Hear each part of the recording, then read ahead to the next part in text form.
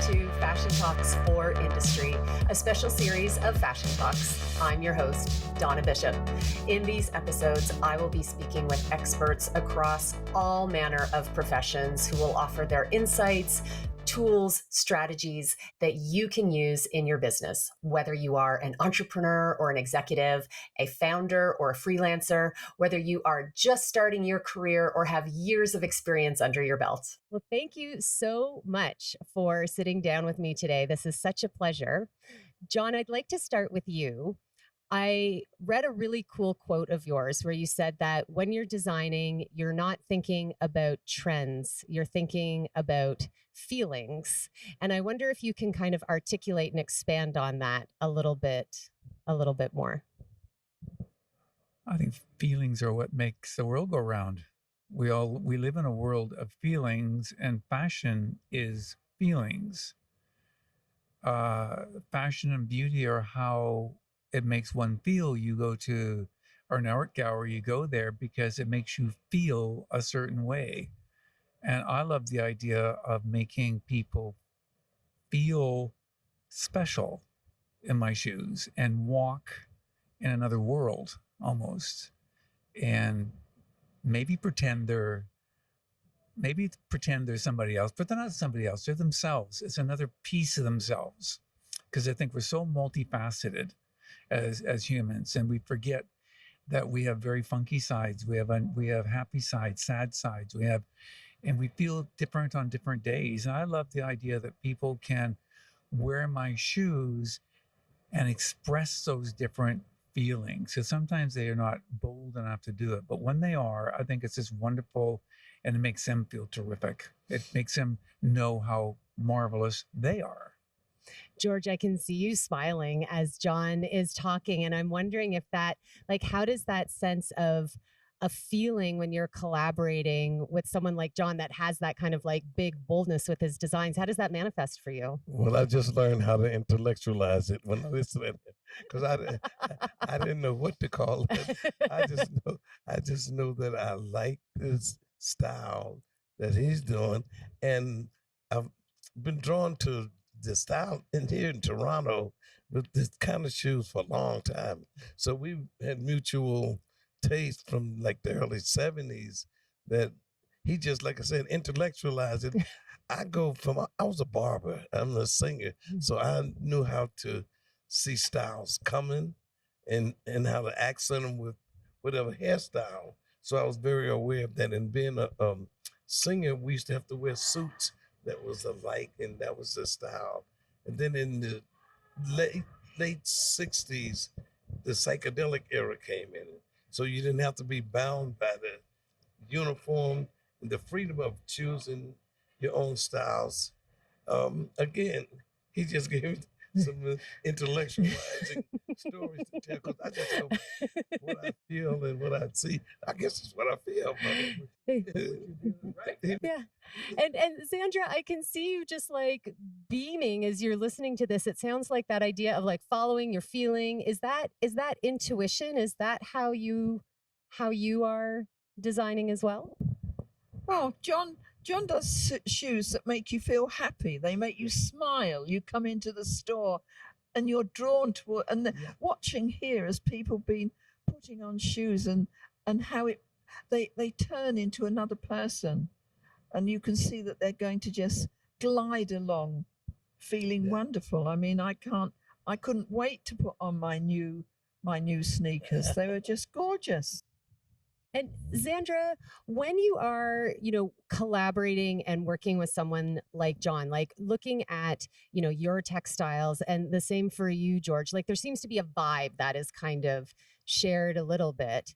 How does working in collaboration with someone influence you when you go back to work on things on your own, when you're working on maybe another collaboration or an own design? How does this fuel your process? Well, it first of all, it's invigorating to come for the whole Fluevog experience and plan my outfits to go with each particular pair of shoes that I'm going to wear. I mean, these have become a wonderful experience of using my textile patterns in the shoes themselves, and then it feels wonderful. It's a bit like being in the Wizard of Oz, where you can just show your shoes and glide along the pavement and feel wonderful. I love that feeling of shoes too. And George, as a performer, I imagine shoes are such an important part of your entire outfit, which has such consideration. But how does the shoe, like, they literally ground you, no?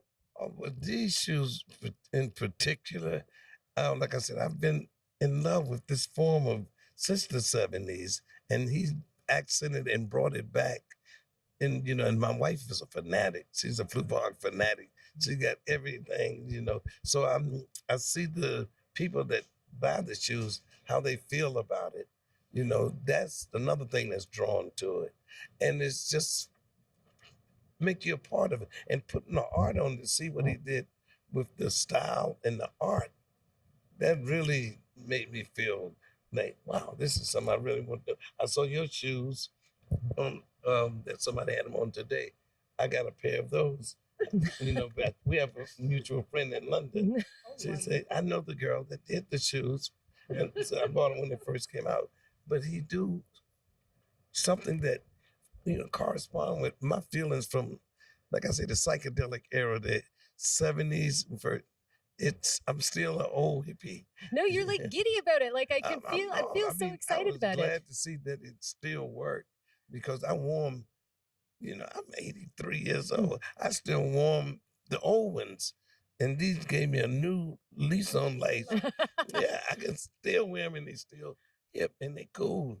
People are like, where do you get those shoes from? What is it about? And I'd like everyone to kind of comment on this, because you mentioned like there's that cool factor that's got a timelessness to it as well. Like, what is it about the psychedelic era and aesthetic that keeps it relevant, do you think? I don't know. I think that's when people broke free from having to be uniform, and they made it where you could personally like something, or you could do it as a group. It gave you that opportunity to be yourself and wear whatever, no matter what it looked like. That era just still linger with me. I can remember seeing these boots on Beatles, and the rock era. It was the type of shoe that if you played funk music, you played doo-wop music, you played rock, it fit everybody. Even when they try to be nostalgic about it, it still looked fresh. What I mean? When I see these shoes, I say, wow, I remember these heels from a long time, but it still looked brand new. The pictures that you see on the wall, that's still the feeling that I get from it. And like London looks like that normally. So, London has a vibe, that's for sure. John, we're sitting here in your store surrounded by all of these beautiful pieces of art that are your shoes. How has your design evolved since your first pair? Like, because I can sort of see some of that same like kind of psychedelic uniqueness that's been a bit of a through line. But from your first pair, have you deviated a lot from your design, or has the feeling that you want to feel evolved at all? Comes to me to say to you is I hope they haven't at all. Yeah. I hope I haven't changed one bit. I hope it's the same vibe. It's the same energy. Because I think that energy that comes, it goes by us. You call it the atmosphere. Mm-hmm. You call it you call it a spiritual thing. You call it a wind. You can call it feeling. It's going by us, and we grab those things and we mix it with our own created being, and what comes out is something that's unique to us. And so the very first things that I did, I still see myself doing them or being drawn to them, because it's a combination of seeing out and being okay with myself. Well, you That was pretty philosophical. No, wasn't it? you're being very philosophical today. I'm so into it. Here, Zandra, yeah. I think the unique thing about John is that they're above fashion. They don't date. They're an artistic experience that that makes you feel great. And of course, they're colourful, which I could never resist. Do you know what I mean? So they bring a smile. They make you, it really is like being in Wonderland. Right. It's like antique, but brand new at the same time. Antique and brand new at the same time. That is a good one. I mean, it really do. It really, like grandma's shoes, but they're cute. But they're not. The kids are into it. Well, and this makes me think of, you are all artists and creatives that are kind of heralded as being very true to your authentic artistic vision and authentic self. And I'm wondering if what you're talking about, John, like that energy and the flow that happens, is tapping into that how you preserve that sense of authentic integrity in yourself? Yeah, I think it's it's my happy place. It's how I know who I am. I'm going to tell a story more for George, but I was in Quebec City, and I was at a jazz festival, and I was listening to a jazz quartet playing contemplative jazz. Two of them, they're weaving in and out. It was mesmerizing, and I got to speak to them afterwards. And one of them said to me, just out of the blue, I didn't know what to say to him, but he said, "You probably think there's no leader." And I was like, "Oh, what's going on?" I go, he said, "No."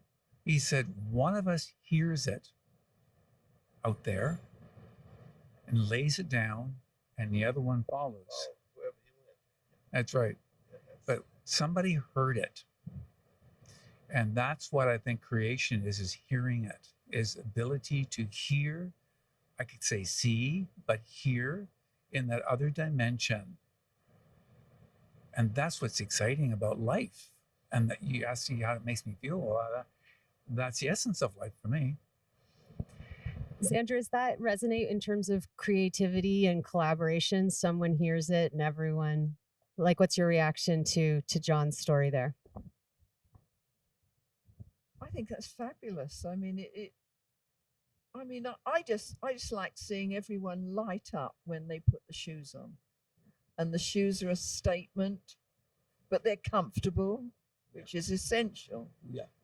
Comfort, color, a statement. I'm colorblind, so It works for you, whatever. if it still works. I mean, I'm drawn to colors I'm drawn to colors that I can't even see, but I can, like you say, feel them. I can feel shades and tones, but I don't see them, the grays and light grays and dark grays. But I can feel that there's other things to appreciate. Like I say, being a barber helps. You learn how to fade and just view the shapes and feel that it's correct. See the nuances. Yeah. George, what's it been like? Because you've collaborated with John a couple of times. What's the experience like after the first time? Because the first time you collaborate on a shoe must be a little bit different than the subsequent times that you collaborate on a shoe. It made me happy that he wanted to do it again. And to do it a third time, I really felt like I was somebody. But I also know that his shoes are like hit records too. Not only hit records, but collectibles. I mean, people buy them and collect them. I find myself buying two pair where I can wear, another pair that I can save, because they look like something that's gonna be collectibles in the future. That and I do a lot of things like giving them to Rock and Roll Hall of Fames or museums, so they want and I don't want to give my shoes away, so I want to have an extra pair that I might have to give the Smithsonian. The Smithsonian would be nice. Oh, I got the spaceship there. So, and I got a couple of pairs of shoes. Zandra, what's it like going back to designing your textiles and working on things that are, I'm going to make air quotes and say, your own art after you've been in a collaboration? Well, when you've done a collaboration, you see things that you've designed that get used in a totally different way, and it gives you further inspiration to where you're going to next. I mean, the thing that's so fantastic about the current ones that John's just done on these sneakers is the fact that they relate to designs that I did of flowers with neons and spaceships and little cars, and it brings back all the things that were memories of me in the 60s, and seeing them come out again looking so vibrant, they take on a totally new life. So it's like seeing old friends evolve a little bit. Evolve and shine again. I want to shift the conversation a little bit to, veterans of the fashion industry. How have you seen the industry evolve since you've started in it? And what are some of your favorite evolutions or pivots or shifts that you might have experienced in fashion? That's a hard question for me. I'm not sure I actually like fashion that much. So, and why is that? What is it about? What is it that makes you say, I'm not really?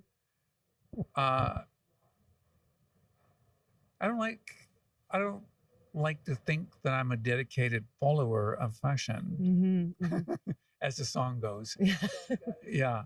I like to think that I am a follower of trends that go past fashion. There are feelings that run around the world, atmospheres and feelings that we all get touched by. And so the objects that we buy, the music we make, the things we do are all a picture of our feelings, of what the feelings out there are. So fashion itself sometimes I don't like it because it's done with a big money and big marketing, and they push these things, and you can get quote fashion at Zara now and anywhere it takes the fun out of it. Takes the fun of it away. So you have to play the game in a different way. That's what I'm finding. So it's not just the shapes, it's not just the feelings, it's the messages that I put in my shoes. It's a sense of humanity. It's even some of the mistakes that I put into them. So they look like somebody made them and did them. It's that resistance to the homogeneous mass production that I kind of hear you railing against. Yeah. So is there I'm a hippie to that heart. Yeah. Well, I'd like to throw this to everyone. Is there a difference between something becoming trendy and something becoming embraced with popularity? You go, George. Well, John just seemed to make things hip. Yeah. They're not of any particular era. I mean, they're from all eras. I mean, I can relate to my grandparents wearing something like, but it's also very futuristic, so I'm into the styles, being able to be in the styles without being commercial, and at the same time be successful as hell. I know there's nuances there, George. We're talking nuances. That's serious. Yeah. He be thinking real deep. So it actually, you feel good to read what's inside this shoe or what's on the bottom of this shoe. It's like, wow, there's a whole package here. You might not even want to wear it. That's why I say, I buy 2 pairs. You have to study. It's like the album covers we made. The album covers was just as cheap as the record. Yeah. He got a shoe that you can actually look, talk, and it's going to be a conversation. As soon as people see, they want to talk about what you got on your feet. I also think that they're shoes that are a work of art in themselves. So the thing about it is you would buy a pair of these shoes, but you could treasure them and you could equally have them in the corner under a lovely Victorian glass case. A little cloche. Yes. Yeah. And so they're collectible from the word go. And they're works of art in themselves and a statement.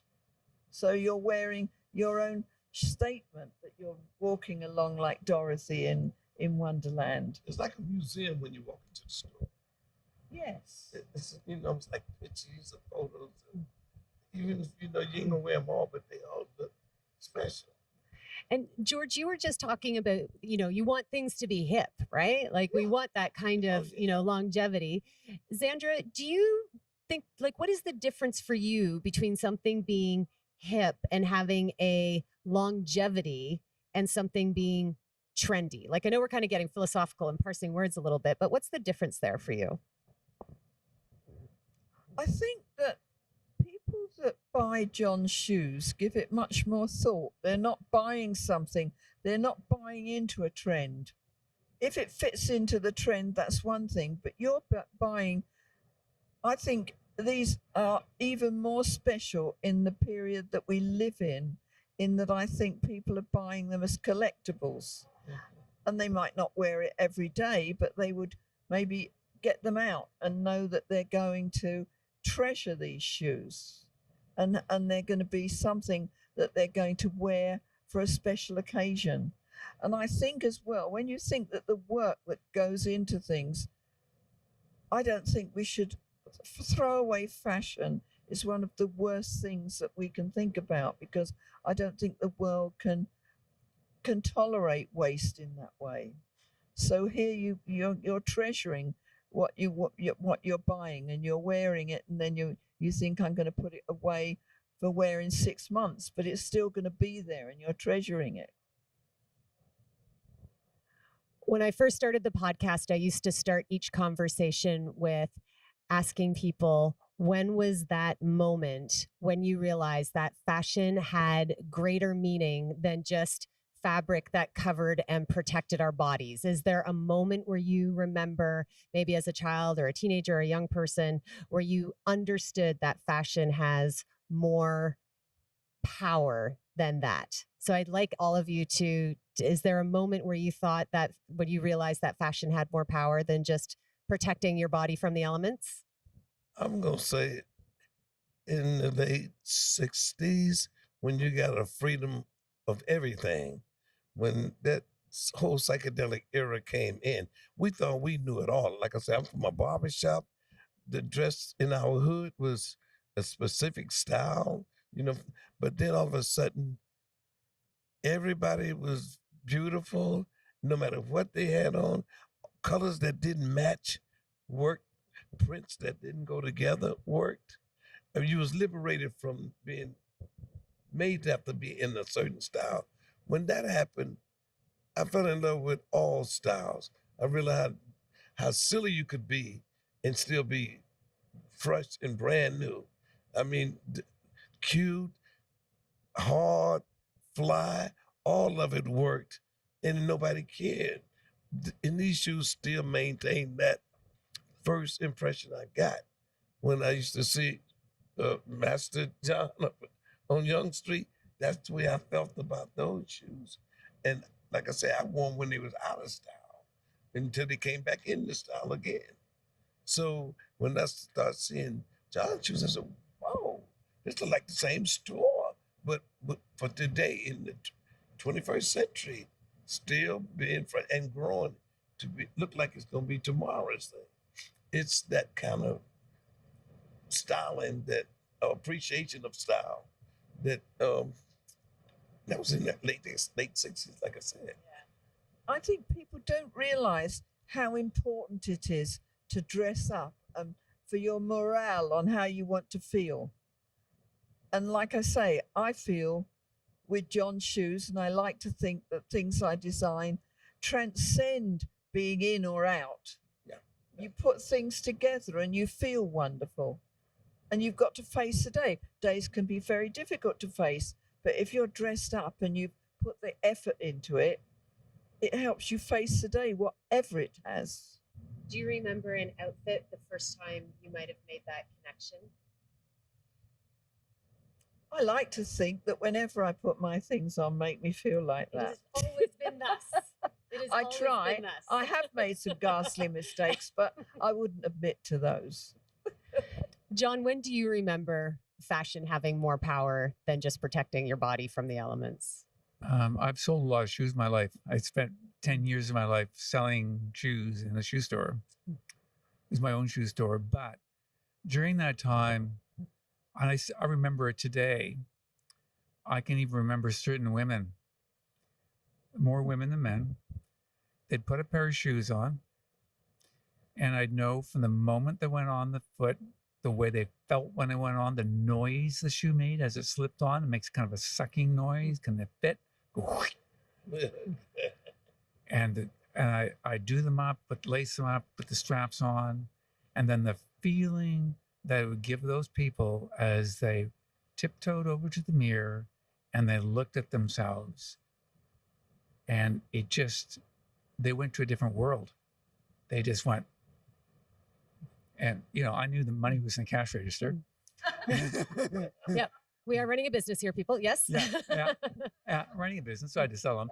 But yeah, it kept me going. Yeah, but it's that feeling that I remember, the feeling that it gave people, and that's what, that's when I realized that I wasn't really selling fashion. I was telling people and making people feel great and feel wonderful about themselves. We're just getting ready to wrap up. Thank you all so, so much. I'd love to know, besides John's beautiful shoes, what is lighting you up right now? What is filling your tank? What is inspiring you? What's something that's really like keeping you energized right now?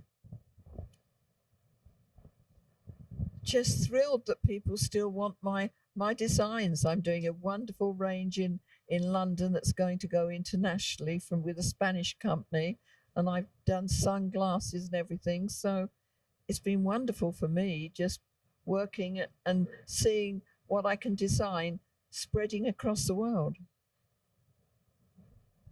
It's given me, besides music, it's given me a chance to explore the art, collaborating with him and using the fact that I'm an artist, to have that being relevant at this point in my life. It's like, wow, I feel like I'm all that. You are all that, George Clinton. John, what about you? Yeah, exactly. What's keeping you lit up these days? Lots of art. I just saw a picture of our store in Melbourne done up, and we designed that store. I actually made some of the bits for it, and I saw the picture of it, and I went, John, wow, that's my store in Melbourne. It's got my vibe and my energy. It's made me feel terrific. John, George, and Zandra, thank you so much for joining me today. It's been a real pleasure.